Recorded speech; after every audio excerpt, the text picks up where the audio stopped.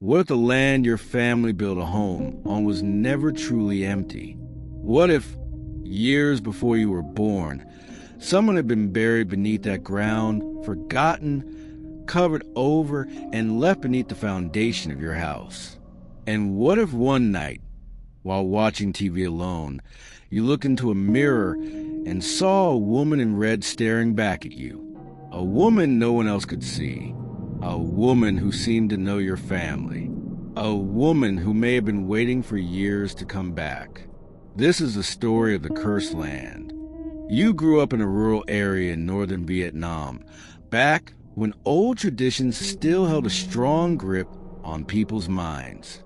Your family was no exception. For generations, the men were valued more than the women. And unfortunately, your mother became one of the victims of that way of thinking. Years ago, she became pregnant before marriage. Because of that, many relatives looked down on her. They judged her, whispered behind her back, and treated her differently. When your grandparents divided their property among their children, your uncles received most of the land. Your mother was given only a tiny piece. Knowing her position in the family, she silently accepted it. Later, she went to inspect the land she had inherited. The moment she arrived, a cold feeling settled in her chest. The place was isolated, dark, surrounded by hills and mountains. And directly behind the property stood a massive cemetery. Even in broad daylight, the area felt gloomy. Your mother immediately knew the land was bad. She didn't want to build a house there. Instead, she worked hard and tried to save enough money to buy another piece of land somewhere else. While saving money, she repeatedly tried to sell the property. The price was unbelievably cheap. Only a few dozen million dong. But nobody wanted it. No one was foolish enough to buy a lonely plot sitting beside a giant cemetery. Months passed. The land remained unsold. Then your mother became pregnant again, unable to continue working. She had no choice but to build a temporary house on that very property and move there. That was when everything began. After your younger sibling was born, your mother returned to work to pay off debts. Because of that, your grandmother moved into the house to take care of you. One memory from your childhood remains crystal clear. It was the first funeral you had ever seen. The cemetery behind your house was active almost every week. One day, you sat beside the window and watched as people carried a coffin across the hill behind your home. You watched them bury the dead. And strangely, something changed after that. For reasons you couldn't explain, you became obsessed with going behind the house. Every day, you would walk toward the cemetery. You would sit there alone, sometimes talking to yourself, sometimes simply staring into the distance. You could stay there until sunset. Every night, your grandmother would come looking for you. She would scold you, sometimes even drag you back inside. But no matter how much she yelled, the cemetery seemed to pull you back. Not long after that, another strange habit appeared. You became obsessed with stuffed animals. You begged for them everywhere you went. Whenever someone bought you one, you carried it everywhere. Your room slowly filled with them. And many nights, instead of sleeping, you would quietly sneak outside and sit alone behind the house with your toys. At the time, nobody thought much of it. You were just a child, or so they believed. Years passed. Then came a lunar new year that you would never forget. One evening, your younger cousin came over to play. He was 3 years younger than you. After spending the day together, he decided to stay the night. At least that was the plan. But sometime after midnight, he suddenly started crying. He begged his mother to take him home. He refused to stay another minute. Eventually, your mother wrapped him in a blanket and took him back to your grandparents' house. You wanted to go too, but for some reason you felt exhausted, almost sick. The weather was cold. Your mother told you to stay home, so you remained behind, alone. When your mother left, the house became completely silent. Too silent. You were afraid to sleep, so you walked into the living room and turned on the television. Back then, televisions were old box-shaped sets.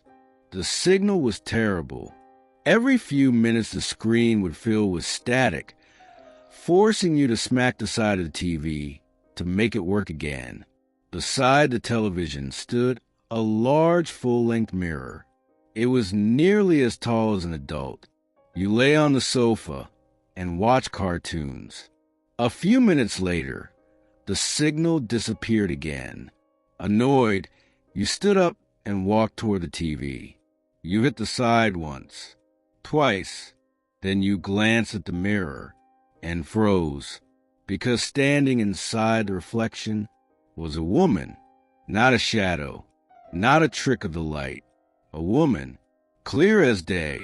She stood beside the television in the mirror, wearing a bright red outfit.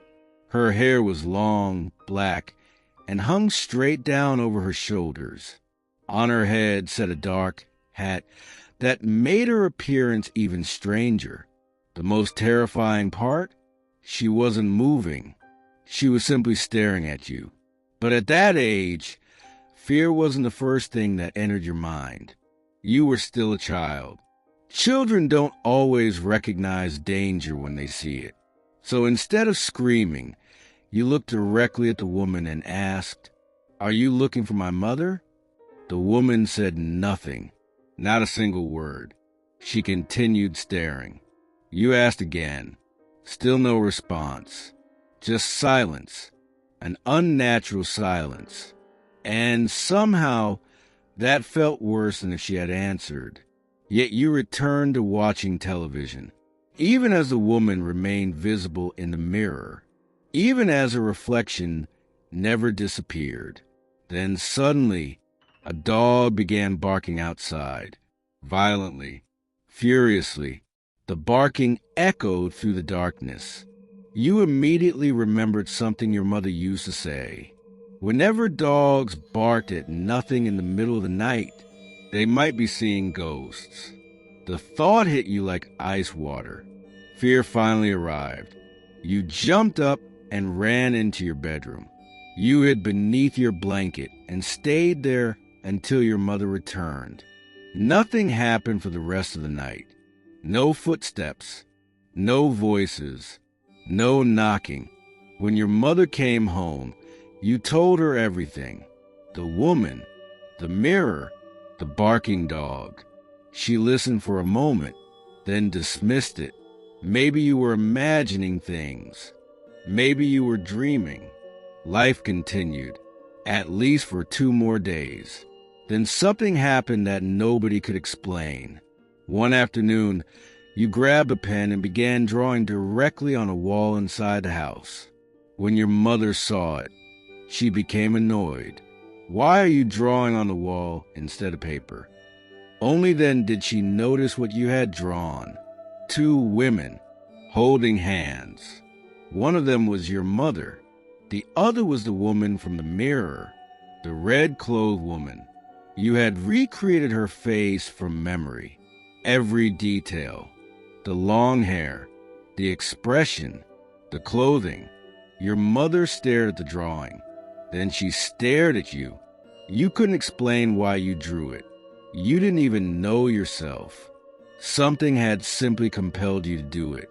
The image had appeared in your mind, and your hand moved on its own. That was when your mother's concern turned into fear. Your mother had always been somewhat superstitious, so she decided to take you to a spiritual medium. The woman listened carefully as your mother described everything. The cemetery, the woman in red, the drawing. When she finished, the medium's face darkened. She looked directly at your mother and said, "Your family has offended that woman." The room went silent. Your mother immediately objected. "How is that possible? We've never harmed anyone." The medium shook her head. "A few days from now, she intends to take the child with her." Your mother's blood ran cold. "What do you mean, take him?" The medium replied, "I don't know exactly what happened, but if you want answers, ask the workers who built your house." Then she handed your mother a protective bracelet. She instructed you to wear it at all times.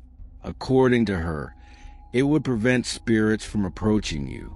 Your mother didn't waste any time. The moment you returned home, she began contacting the men who had built the house years earlier. Eventually, she reached one of them, and what he told her explained everything. The worker said he had helped build many houses throughout his life, but he had never forgotten yours. Not because of the location, not because of the cemetery, because of what they found beneath the foundation.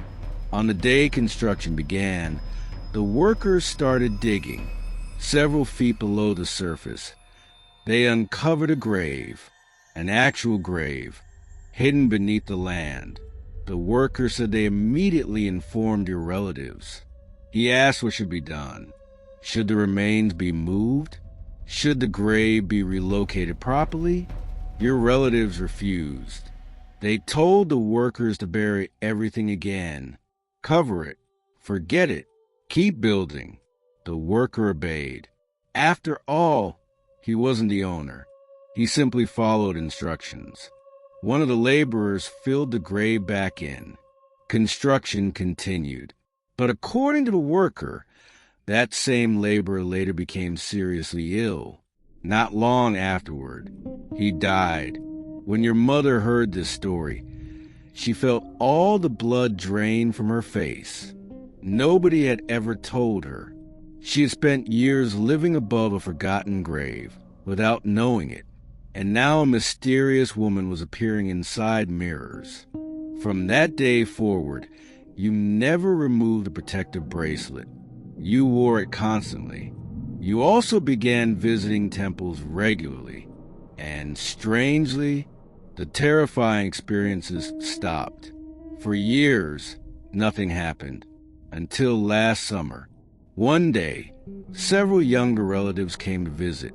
While playing around, they accidentally snapped the bracelet. The beads scattered across the floor. You managed to recover most of them, but 7 beads were missing.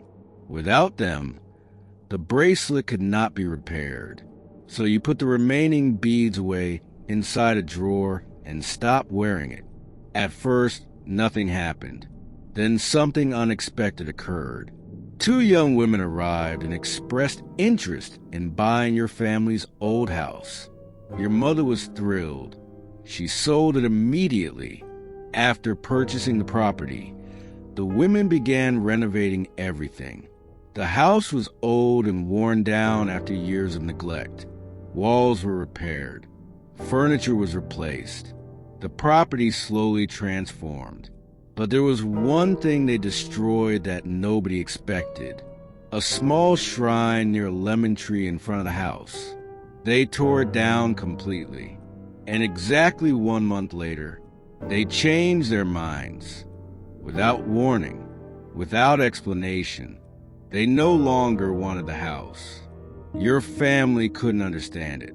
The women had already moved in. They had spent a considerable amount of money renovating the property. They had invested time, effort, and savings into making the place livable. Yet suddenly, they wanted out. Even stranger, they were willing to lose their entire deposit. A deposit worth 50 million dong. Most people would never walk away from that amount of money, but they did, without hesitation.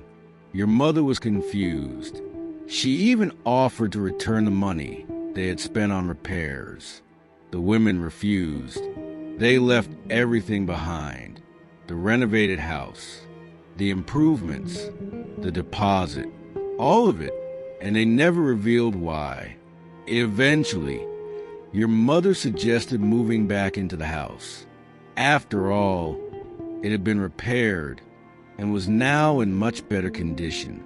You didn't like the idea. The memories still haunted you. The woman in red, the grave beneath the foundation, the warning from the spiritual medium. But in the end, you agreed. And so you moved back. The very first day after returning, something happened. You were lying in your room scrolling through Facebook. One of your online friends had just posted photos from an art exhibition. Out of curiosity, you opened the album. You began swiping through painting after painting. Landscapes, portraits, abstract artwork. Then suddenly, your fingers stopped moving. Your heart nearly stopped too, because staring back at you from the screen was her, the woman in red. You instantly recognized her. The same long black hair, the same red clothing, the same expression, the same terrifying presence. The painting was an exact match, maybe 70 or 80%, but it was close enough, far too close. You felt chills spread across your entire body. You couldn't understand how it was possible. Years earlier, you had seen that woman standing inside a mirror. Now her image appeared in a painting created by someone you had never met. Someone who had no connection to your family, no connection to your house, no connection to the grave. Yet somehow he had painted her. You later contacted the artist and asked what inspired the painting. Where had the image come from? Who was the woman? But he never replied. And to this day, you still don't have an answer. After moving back into the house, more strange incidents began occurring. Nothing dramatic, nothing that could easily be proven, but enough to make you uncomfortable. You owned a cat. Sometimes you would catch it staring into empty space. Its eyes would follow something invisible moving through the room. Occasionally, it looked as though it was playing with someone who wasn't there.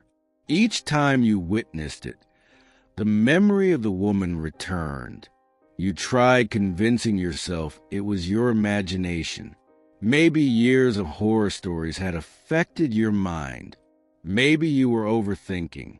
But every time you looked at the painting, an uneasy feeling settled deep inside your chest, as if something was wrong, as if the image itself carried a presence. There was another detail that always bothered you. Near where you lived, some ethnic communities practiced unique burial traditions. According to local stories, the dead were sometimes placed inside hollowed tree trunks instead of conventional coffins. Because of that tradition, a theory formed in your mind. Maybe the woman in red belonged to one of those groups. Maybe that explained what you had seen years ago. Because when she appeared in the mirror, something had always fell off. The mirror was large enough to reflect her entire body, yet you only saw her upper half. Never her legs, never her lower body, only from the waist up, exactly like the figure in the painting. The resemblance haunted you.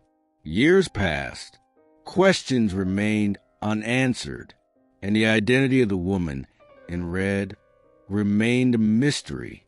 Perhaps she was connected to the grave beneath your home. Perhaps she was connected to the abandoned shrine. Or perhaps she was something far older, something that had been watching from the cemetery long before your family ever arrived. Whatever the truth was, you never forgot her face. And even now, whenever you think about that house, you still remember the woman standing silently in the mirror, watching, waiting, without saying a single word. The second story is even darker. Unlike the first one, This story wasn't about a mysterious woman in a mirror. It was about a drowned woman whose body drifted downriver from Cambodia into Vietnam.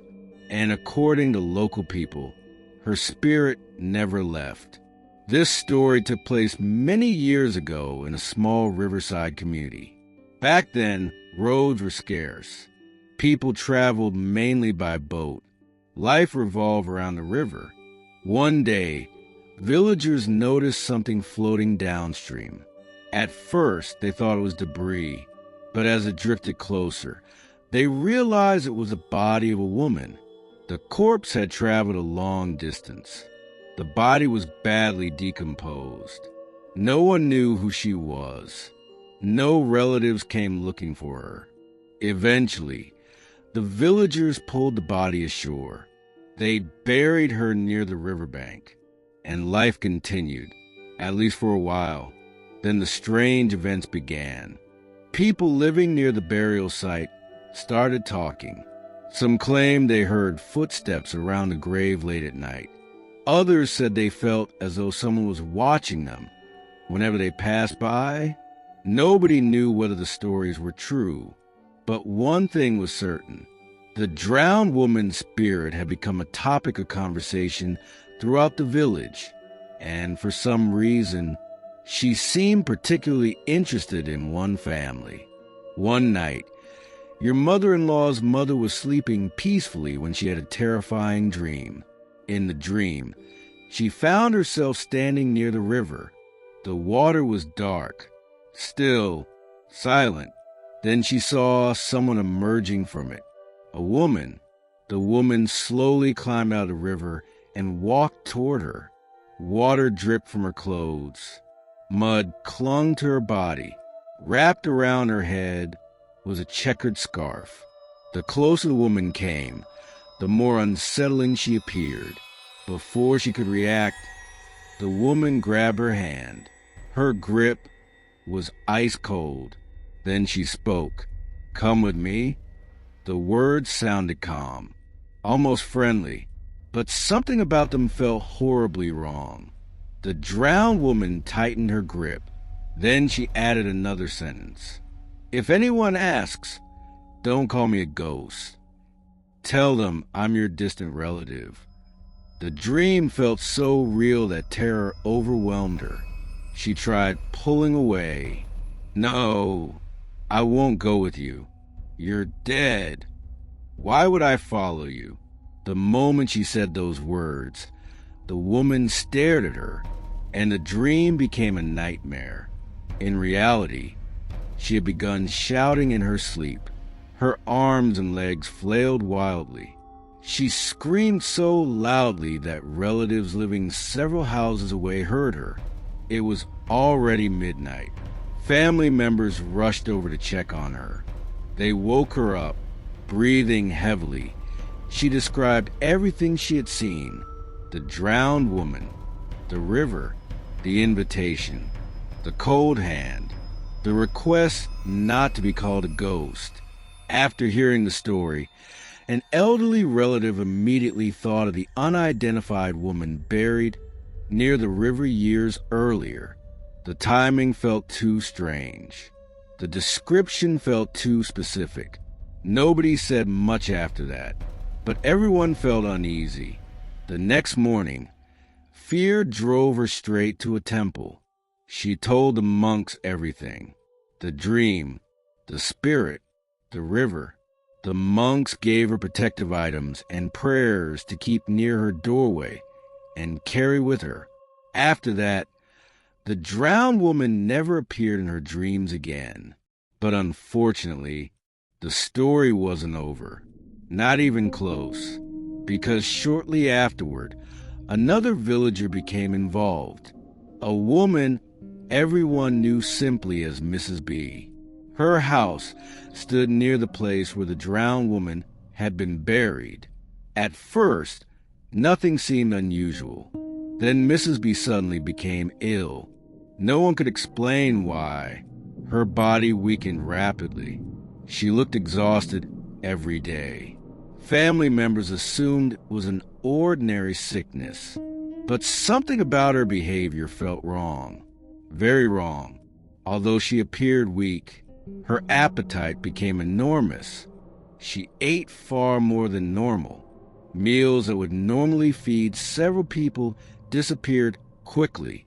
At first, the family didn't think much about it. People recovering from illness often eat more, but her condition didn't improve. The weakness remained. The strange hunger remained. And day after day, she continued growing more unsettling. According to local beliefs, the drowned woman's spirit had attached itself to her. But at the time, her family had no idea. They simply thought she was sick. As her condition worsened, the family spent large amounts of money seeking treatment. Doctors, traditional healers, prayers, offerings. Nothing worked. Mrs. B remained trapped in a strange state between sickness and health. One day, your mother-in-law happened to pass by her house while feeling unwell herself. She stopped in to visit. At first, everything seemed normal. Then she looked into Mrs. B's eyes and immediately felt a chill. The eyes moved strangely, constantly shifting, constantly darting from side to side, never settling, never resting, as though someone else was looking through them. The sight disturbed her so deeply that she never visited again. Even when passing the house later, she refused to go inside. Something about Mrs. B no longer felt human. Weeks turned into months. Mrs. B remained bedridden. No treatment worked. No medicine helped. No explanation made sense. Then one evening, the rainy season arrived. Dark clouds rolled across the sky. A powerful storm swept through the village. Rain hammered rooftops. Thunder shook the earth. Lightning flashed repeatedly overhead. And then it happened. A deafening bolt of lightning struck a large gao tree standing beside the drowned woman's burial site. The impact was devastating. The upper portion of the tree burst into flames. The tree was destroyed almost instantly. Villagers later said the lightning strike looked unnatural, as though it had specifically targeted that exact spot. And after that night, everything changed. The morning after the storm, villagers gathered around the damaged gao tree. The top of the tree had been completely destroyed. Black scorch marks covered the trunk. Broken branches littered the ground. People stood there staring at it, whispering among themselves. Some believed it was just a lightning strike, nothing more, but others weren't so sure, because almost immediately after the tree was struck, Mrs. B's condition began improving. For months, she had been trapped in a strange illness, too weak to live normally, too healthy to die. Doctors couldn't explain it. Medicine couldn't cure it. Her family had spent a fortune searching for answers, yet nothing worked. Then suddenly, after the lightning strike, the sickness disappeared. Almost overnight, her strength returned. Her appetite returned to normal. The strange expression in her eyes vanished. It was as if a heavy burden had finally been lifted from her body. Her family was overjoyed. They called it a miracle, but the older villagers had a different explanation. According to local belief, the drowned woman's spirit had been hiding near that burial place for years. Some believed she had attached herself to Mrs. B. Some believed she had been using the tree as a resting place. And when lightning struck the gao tree, the spirit was struck as well. The heavens had intervened. The spirit's hold over Mrs. B had been broken. Whether that explanation was true or not, nobody could say. But one fact remained. Before the storm, Mrs. B had been mysteriously ill. After the storm, she recovered completely And no one ever reported seeing signs of the drowned woman again. Years later, people still talk about the story. The unidentified woman who drifted down from Cambodia, the lonely burial beside the river, the dream in which she emerged from the water, the warning not to call her a ghost, the strange illness, the lightning strike, and the miraculous recovery that followed. Some believed every word. Others dismissed it as superstition. But for the people who lived through those events, the memories felt far too real to ignore. Because sometimes the most frightening stories aren't the ones found in books. They're the stories whispered between neighbors, the stories passed from parents to children, the stories that survive because no one can fully explain what happened. And perhaps that's what makes them so terrifying. Not the ghosts, not the spirits, not the darkness, but the possibility that somewhere beyond what we understand, something might still be watching, waiting, just out of sight,